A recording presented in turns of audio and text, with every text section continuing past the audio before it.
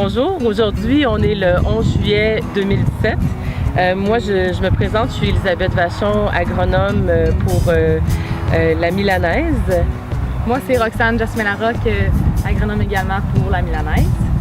Et puis aujourd'hui, on veut vous faire une petite mise au point sur les stades de développement du blé pour voir un peu qu'est-ce qu'il faut regarder à ce stade-ci de l'année.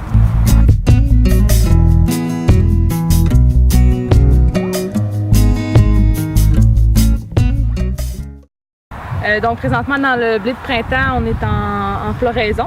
Donc Z61, début floraison. Puis dans le blé d'automne, la floraison est terminée, on est maintenant au stade laiteux.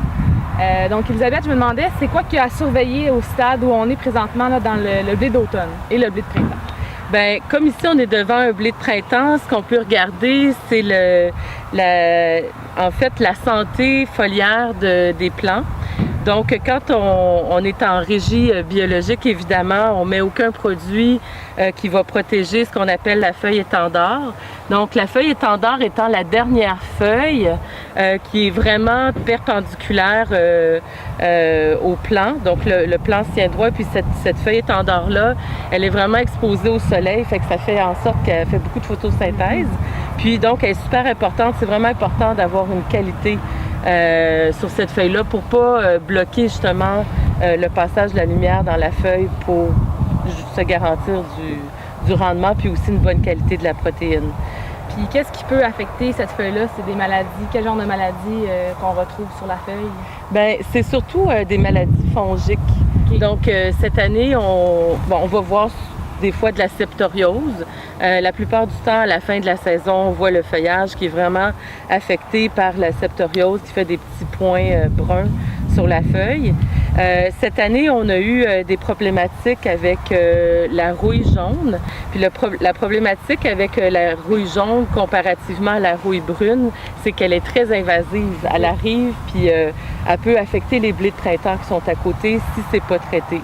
Évidemment, en production biologique, on n'a aucun traitement vraiment qui est homologué en ce moment. Donc, on essaie des différents stimulants pour le feuillage, pour avoir une meilleure santé du plant, en fait. Fait que ce qu'on cherche plutôt en production biologique, c'est d'avoir une belle qualité de sol, d'avoir une belle rotation de culture. Donc, essayer de ne pas précéder avec d'autres céréales, pas d'autres céréales d'automne. Donc, surtout l'orge et le maïs, qui sont vraiment des vecteurs importants du développement de toutes les maladies fongiques. Puis si, mettons, on avait un précédent de maïs, pas labouré, un petit peu le scénario problématique, c'est quoi le lien entre le maïs et la maladie qu'on voit le plus dans le blé?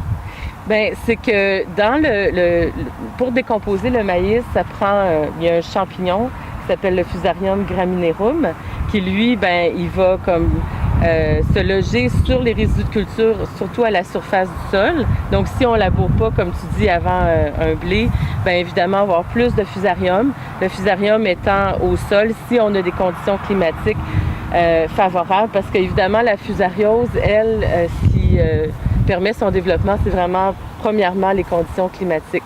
Donc, conditions humides, chaleur, beaucoup de pluie, comme on a souvent au Québec. C'est assez rare à peu près, il y a 2 années sur 3 qu'on a de la fusariose dans le blé.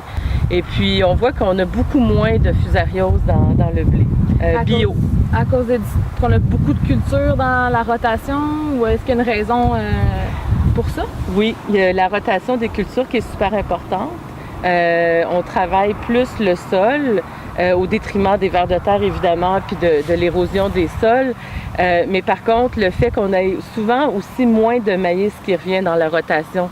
Okay. Donc, dans des productions conventionnelles, on va avoir souvent, pour la plaine montérégienne, puis le centre du Québec, ici on est au centre du Québec, on va souvent avoir maïs, soya, blé. Tandis qu'en production biologique, on va avoir peut-être maïs, soya, blé, jachère, des prairies engrais verts, des engrais verts. On varie beaucoup les cultures qui sont présentes dans le sol. C'est ça. Je me demandais, est-ce que c'est facile à détecter sur les épis, la fusariose, ou faut envoyer ça au labo, ou comment ça fonctionne?